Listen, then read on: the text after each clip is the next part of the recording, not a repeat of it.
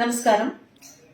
నిన్న పలాసకి పశువుల మంత్రి ప్రోద్బలం మీద వచ్చి ఎంపీ టికెట్ ఇచ్చేశారన్న ఒక నమ్మకంతో ఇక్కడ గౌతు కుటుంబం మీద నా మీద నోటికొచ్చినట్టు మాట్లాడిన సోదర సమానులైన పేరాడ తిలక్ గారికి మీరు నిన్న అన్న మాటలన్నిటికీ సమాధానం చెప్పడానికి మీ ముందుకొచ్చాను.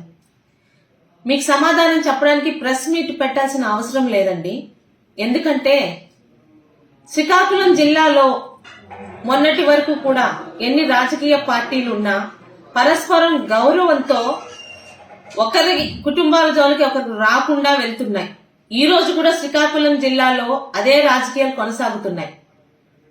ఇటు ధర్మాన సోదరులు గాని అటు ఇతర నాయకులు గాని మీ పార్టీలోనే ఉంటూ కూడా చాలా మంచి మర్యాదలతోని హుందా రాజకీయాలు చేస్తున్నారు. ఇలాంటి తులసి వనం లాంటి శ్రీకాకుళం రాజకీయ దీనిలోకి ఒక గంజాయి మొక్క కన్నా హీనంగా ఉన్న పశువుల మంత్రి చీదర అప్పలరాజు గారు వచ్చారు. ఈరోజు ఆయన్ని పశువుల మంత్రి అని అంటున్నాము, నీకు ఎక్కడైనా బుద్ధి ఉందా అని ప్రశ్నిస్తున్న పేరాడ తిలక్ గారికి అన్నా ఒక్కసారి నిన్న మీ పక్కన కూర్చొని మీ చేత వాగిస్తున్న పశువుల మంత్రి తాలూకా పెంపుడు కుక్కలు ఫేస్బుక్ లోని సోషల్ మీడియాలో ఒక మహిళనైన నన్ను ప్రత్యర్థి అయిన నన్ను నోటికొచ్చినట్టు అశ్లీలంగా అసభ్యంగా మాట్లాడిస్తూ రాయిస్తున్న రాతలను ఒకసారి చూసి మీరు మాట్లాడండి. ఇక నిన్న నా తండ్రి పెంపకం గురించి మీరు మాట్లాడుతున్నారు.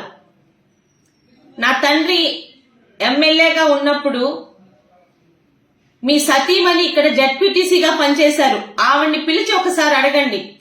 ఒక ప్రతిపక్షానికి చెందిన జడ్పీటీసీ అయినా ఒక మహిళకి ఇవ్వాల్సిన గౌరవంతో ఒక తండ్రిగా ఆమెను ఎంత మర్యాదగా చూశారో నా తండ్రి, అది నా తండ్రి పెంపకం గాని నా తండ్రి తాలూకా సభ్యత సంస్కారాలు.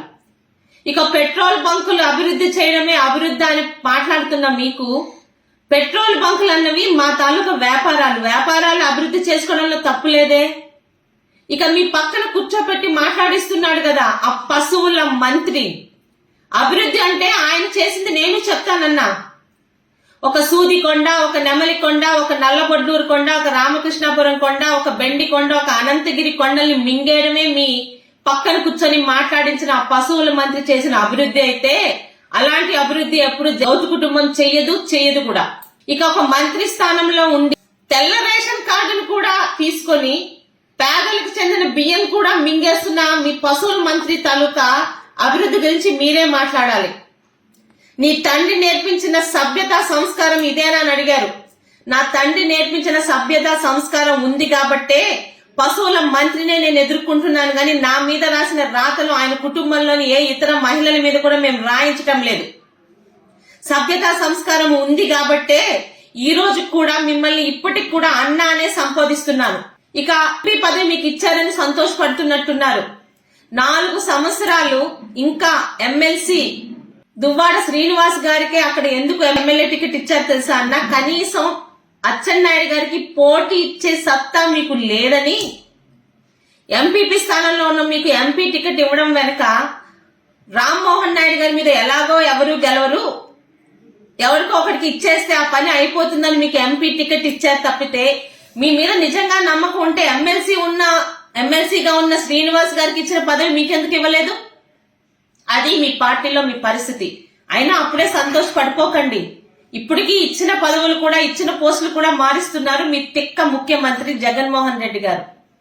ఏదో ఇక్కడ ఎంపీగా నిల్చుండిపోతాను అందుకే అప్పలరాజు వాగించమన్నట్టు వాగిస్తే రేపు కనీసం ఇక్కడ డిపాజిట్లు కూడా రావని ఒకసారి గుర్తు చేసుకోండి.